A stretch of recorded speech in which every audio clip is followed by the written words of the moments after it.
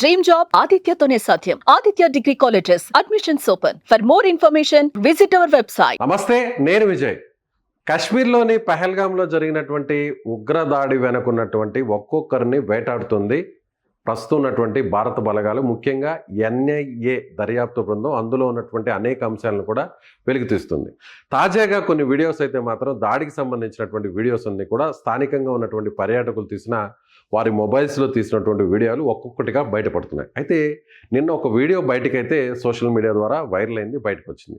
అందులో వీడియోలో ఉన్నటువంటి అంశాన్ని మీరు కూడా చూసుంటారు. మీకు ఒకసారి వివరించి చూపించే ప్రయత్నం చేస్తాను.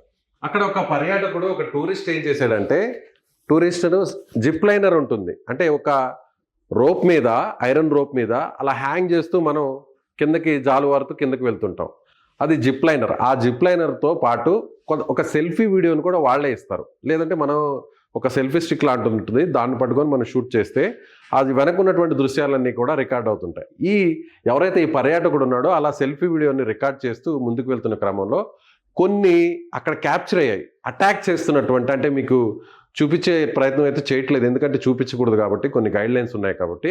ఒక్కొక్కరు గన్ షాట్లో పడిపోతున్నటువంటి దృశ్యాలు, అంటే అతను రికార్డ్ చేసుకుంటూ ఉంటే అక్కడ కింద ఉన్నటువంటి ఏం జరుగుతుందో ఆ సిచ్యువేషన్ అతనికి తెలియకుండానే అతను ఆ కేరింతలు కొడుతూ కిందకి వెళ్తూ ఉంటాడు.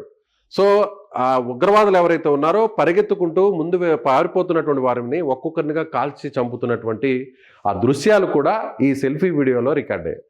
దానికంటే ముందు కూడా ఇప్పుడు ఎన్ఐఏ ఏం చేయబోతుందంటే, అసలు ఈ వీడియో స్టార్టింగ్లో ఒక అంశం దాగి ఉంది. దాన్ని మీకు ఏంటో చూపించే ప్రయత్నం చేస్తాను.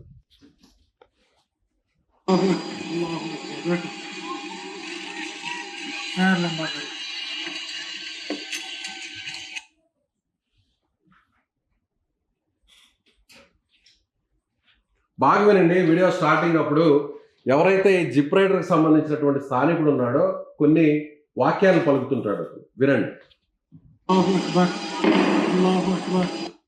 అల్లాహు అక్బర్ అని 3 సార్లు అతను అంటుంటాడు. ఇలా ఎందుకు అన్నాడు? కింద ఫైరింగ్ జరుగుతున్న టైంలో ఉగ్రవాదులు అటాక్ చేస్తున్నారనేటువంటి విషయం ఇతనికి స్పష్టంగా ఏమన్నా తెలుసా? ఈ టూరిస్ట్కి మాత్రం ఏం తెలియదు, ఏం జరుగుతుందో ఏం జరగబోతుందో తెలియదు. వీడియోలో రికార్డ్ అయినటువంటి ఆ ఫుటేజ్ గురించి కూడా అతనికి ఐడియా లేదు, కింద ఏం జరుగుతుందో. కానీ ఇతను అటు గన్ షాట్ సౌండ్ వినిపిస్తుంటే ఇతను సరిచేస్తూ జిప్ లైనర్ని ఆ యాక్టివిటీని ముందుకు నడిపించే ప్రయత్నం చేస్తున్నాడు. అతను హ్యాంగ్ చేసి అతని పాటికి ముందుకు వదులుతున్నాడు. ఒకవైపు ఆ గన్ షాట్స్ అంతా కూడా అబ్జర్వ్ చేస్తూ ఏదైతే గన్ షాట్ పేలుతుందో ఆ సందర్భంలో అతను ఆ వాక్యాన్ని అల్లాహు అక్బర్ అంటూ పలుకుతున్నాడు. అలా ఎందుకు చేస్తున్నాడు ఇతనని ప్రస్తుతం ఎన్ఐఏ అధికారులు ఇతన్ని కూడా అదుపులోకి తీసుకొని విచారిస్తున్నారు.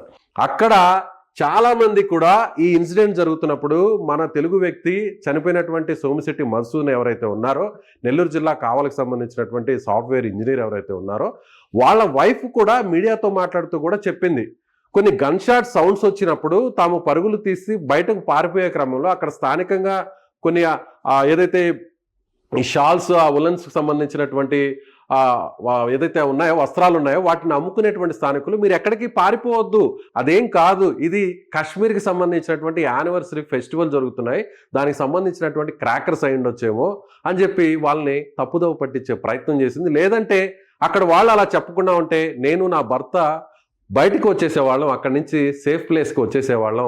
సో కాశ్మీరియన్స్ లోకల్ వాళ్ళు అలా చెప్పారు కాబట్టి ఓహో అది కాల్పులు కాదు, ఉగ్రవాదికి సంబంధించినటువంటి గన్ షాట్స్ కాదు అని చెప్పి మేము అక్కడే ఆగిపోయామనేటువంటి విషయాన్ని కూడా ఆమె చెప్పింది. అంటే ఈ విషయంలో ఎవరైతే వచ్చినటువంటి 4 ఉగ్రవాదులు ఉన్నారో అందులో స్థానికంగా ఉన్నటువంటి ఉగ్రవాది ఒకరైతే, మిగిలిన 3 కూడా పాకిస్తాన్కి సంబంధించినటువంటి ఉగ్రవాద సంస్థలకు సంబంధించిన వ్యక్తులు. అయితే ఈ స్థానికుడికి అక్కడ ఉన్నటువంటి లోకల్ కాశ్మీరియన్స్ ఎలాంటి సపోర్ట్ చేశారు?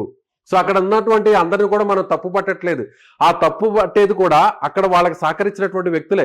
కానీ మిగిలినటువంటి 90% మంది అందరూ కూడా అక్కడ ఉన్నటువంటి టూరిస్టులని సేఫ్గా కిందకి దించారు. చాలామంది పిల్లల్ని, మహిళల్ని, వాళ్ళందరూ కూడా నేరుగా వాళ్ళ భుజాల మీద ఎక్కించుకొని నేరుగా పైన కొండ మీద నుంచి కిందకి తీసుకొచ్చారు. ప్రతి ఒక్కరు కూడా సహకరించారు. అందులో మరొక వ్యక్తి కూడా ఒక హ్యాట్స్ ఆఫ్ చెప్పాలి, సల్యూట్ చేయాలి అతనికి. ఎందుకంటే ఎవరైతే ఆ ఉగ్రవాద చేతిలో ఉన్నటువంటి గన్ను కూడా లాక్కునేటువంటి ప్రయత్నం చేసిన హార్స్ రైడర్ కూడా అతను కూడా కాల్చి చంపారు, అతను కూడా చనిపోయాడు. ఎవరైతే ఇలాంటి వ్యక్తులు, అంటే ఇతను తప్పు చేసాడని మనం ఇంకా కూడా నిర్ధారించలేదు, కానీ ఎన్ఐఏ మాత్రం అతన్ని అదుపులోకి తీసుకుంది. ఎందుకు అతను అలా అన్నాడు, యాదృచ్ఛికంగా అన్నాడా, లేకపోతే దీని వెనక ఏదన్నా దాగి ఉన్నాయా, అనేక విషయాలు ఏమన్నా ఉన్నాయా అనేటువంటి ఆధారాలని బయటకు తీసేటువంటి ప్రయత్నం అయితే మాత్రం ఎన్ఐఏ బృందం అయితే చేస్తుంది. ఇలా ఒక్కొక్క అంశాన్ని కూడా చాలా చాలా కూలంకుషంగా, అంటే చాలా ఓపెన్గా డీటెయిల్డ్గా అక్కడ ఉన్నటువంటి ఎవిడెన్స్ని సేకరించేటువంటి ప్రయత్నం అయితే చేస్తుంది. లోకల్ సపోర్ట్ లేకుండా ఇంత మారణ హోమం జరిగి ఉండేది కాదు. దాదాపు అర్ధ గంట పాటు ఈ మారణ హోమం జరిగిందంటే అక్కడున్న లోకల్స్ కూడా సపోర్ట్ చేశారు అనేటువంటి కోణంలో దర్యాప్తు అయితే జరుగుతుందనే చెప్పాలి. Thank you so much.